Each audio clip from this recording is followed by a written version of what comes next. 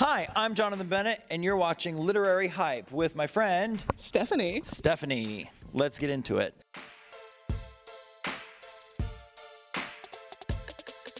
Hi, and welcome to Literary Hype. I am Stephanie, your Literary Hype Woman, and you might as well call me Katie Heron today because I just lived out a high school fantasy I didn't even know to have on fantasy of, like, I didn't know to put it on my bingo card to actually have a conversation with the man who played Aaron Samuels on Mean Girls. Especially as a homeschool girl from that time period with red hair, like, Mean Girls was a big time for me. And now I got to meet the real Aaron Samuels and talk to him. So we talk about a couple things in this conversation. One, he's got a reality show coming.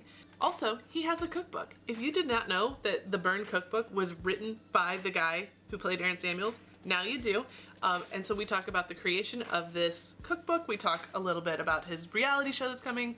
We talk about reading and romance. This is a really fun conversation. I'm so thankful it happened. So please enjoy it. Here's my conversation with Jonathan Bennett. Welcome to Literary Hype. It's so exciting to have you on. Welcome to Literary Hype to you. So excited to have you here. I'm so bad at improv, and every time I do one that's like a great improv, I'm like, I need to go take improv classes. It's okay, I'm hilarious. Yes, Keep going. you are. We got this. So, but what day is it? It's October 3rd. And Obviously. it is Comic-Con in San Diego. Exactly. And we're here just talking all things literary hype. Exactly. Well, you've got a book, in which we will get to. We'll get to the book. But first, we got to talk about the reason you're here, which is finding Mr. Christmas. Are we going to find Mr. Christmas? Where is he? Did we find him? Did you find Spoiler alert. We have found him.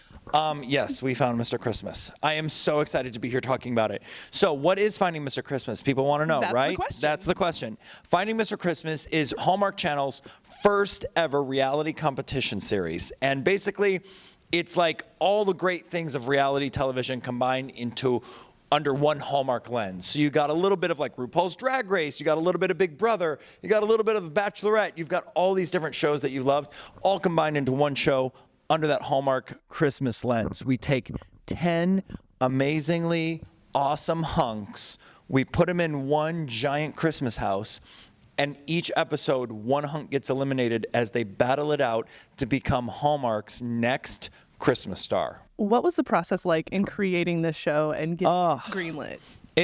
Well, first of all, the pitch was interesting because I went in and I pitched the show. I said, I have this idea because I'm a huge reality freak. Like, I love reality television. I love competition series. I was on Big Brother. I was on Dancing with the Stars. I'm a Drag Race fanatic. So I'm like, what if we did this for Hallmark? Because all my friends, right? All my friends that are actors in LA, in New York, everywhere, all my friends who are actors, they all want to know how to get involved in like the Hallmark cinema universe, right? How do we become part of this like Hallmark Avengers? It's all iconic. Yeah, and I was like, well, what if we had a reality competition show and we had people compete to be the next Hallmark star? So that's kind of how the idea was born. But I pitched it to the network and I said, go with me on this, guys. I know it's going to sound crazy, but I think it's going to work. And I pitched it to them, and they were so excited. And they were like, this is a brilliant thing for our brand. It fits. Let's do it. So Finding Mr. Christmas was born. And now it is probably my favorite project I've ever worked on in a 25-year career. Which is stunning considering your career. I had more fun on Finding Mr. Christmas than I did shooting Mean Girls. And Mean Girls was a lot of fun. That's just shocking to hear. Yeah. I'm just trying to process because you hear all these stories about how much fun you guys had with Mean Girls. Yeah. And to top that makes this a must-watch TV show. It's everything you want. You have these 10 guys that are all beautiful and they're all amazing, but like we're looking for the next Hallmark Channel star. What do our Hallmark Channel stars, what qualities do our hunks have that make our viewers keep coming back and watching them? Well, of course they're handsome and they look good in a Christmas sweater. So that was the prerequisite. That's our baseline. But our Hallmark stars also have a ton of heart. They have charisma, they have charm, they have that sparkle to them that you just can't explain, but there's something about their eyes that just twinkle a little brighter than everyone else's. And so that it factor is what we were searching for. And they've got to have a ton of heart, right? Because Hallmark is all about heart and love. And so we had to basically put these hunks through different competitions to test all those different qualities of a Hallmark leading man. What was your favorite competition out of it that you can say? I mean, majority of all the episodes are based on a different Hallmark trope that we've all come to love and expect from our Hallmark movies, right? So the meet cute, the kiss under the mistletoe, the apology, all these different things we all want to see in our Hallmark movies. We made each one of those a challenge. And I think one of my favorite challenges was the wrapping paper challenge, because who doesn't want to watch a bunch of guys wrap Christmas presents that are crazy shaped, right? You have all these crazy shapes of Christmas presents, and they had to wrap them, and it was hilarious. You wore a lot of hats on this show. I do. What was the most challenging one for you? I think the hardest part for me was saying goodbye to one of our actors each episode, because we did become a family, and they became a family. 10 strangers walked into a house, competitors, and they left one family, which you don't get in reality television. Hallmark Channel and Hallmark Plus is reality with heart, right? We're doing reality differently. We're doing reality with compassion and with heart and with vulnerability. And so that's what I'm so proud of the show. But in doing that, every single episode when we have to say goodbye to one of our guys, it's an emotional journey, because I know what it's like to be that guy wanting the acting role so bad and not getting it. Because even though you're sitting here seeing my yeses that I have, which this is a yes right here, I booked this job, there are a million no's that you don't see. So I know what it feels like to, get this close and not get the part you wanted. So it was really hard for me emotionally. What was your favorite of the roles that you took on for this show?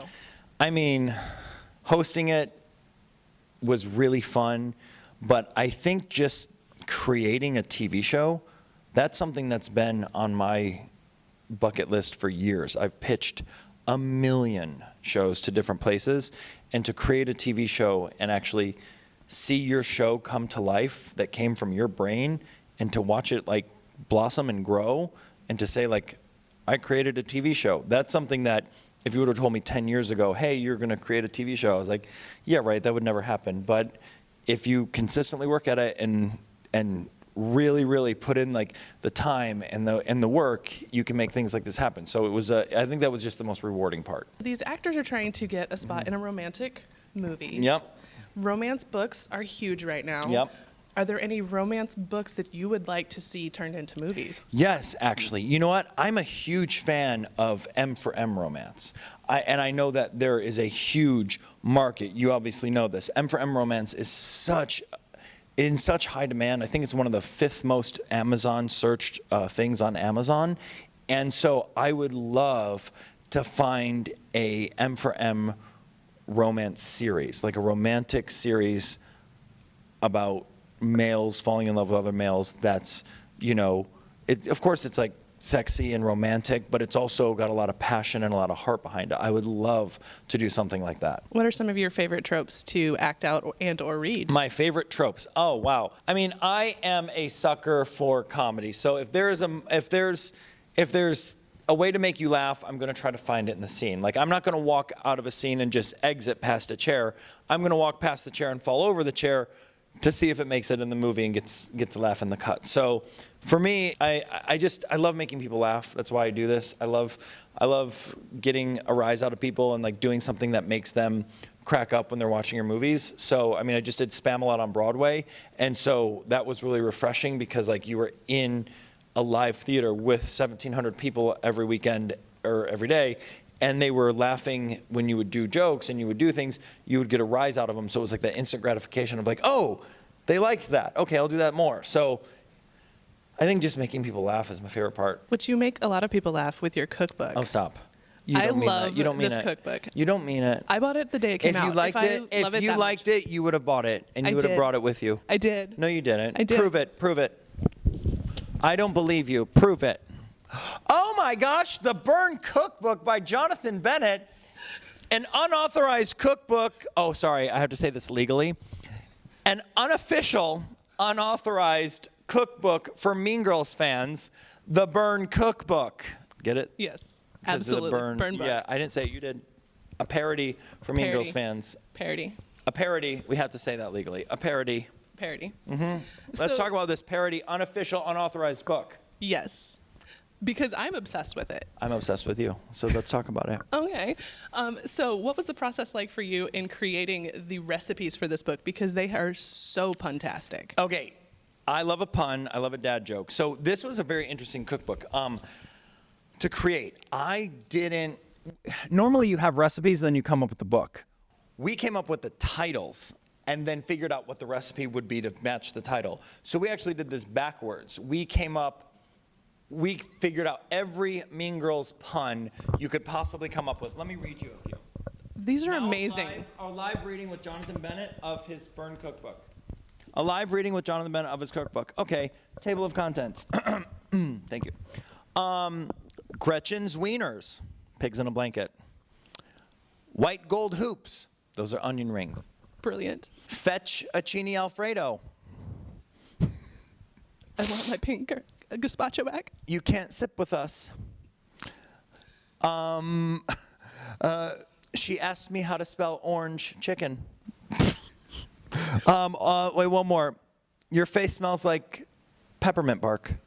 It's brilliant. Brilliant, right? Brilliant. It's brilliant. And what's so fun is I wanted to create like a interactive book, not just a cookbook. So the Burn cookbook is more than a cookbook. It is a interactive night in with your friends. So it's meant for you to put the movie on, make recipes from the book, make food, and then there's all these like quizzes. Remember the old Cosmo quizzes we used to do? Absolutely. There's the little like those old style quizzes are like, which one are you, A, B, or C? And then you can figure out which plastic you are. There's trivia. There's so many like little games and things to do in here that you do with your friends while you're cooking all the stuff from the book. So it's meant to like grab some rosé, have some pink wine, sit down, and there's a drinking game and a workout in here. So if you have friends that love drinking, buy them this book. What's your favorite recipe out of it?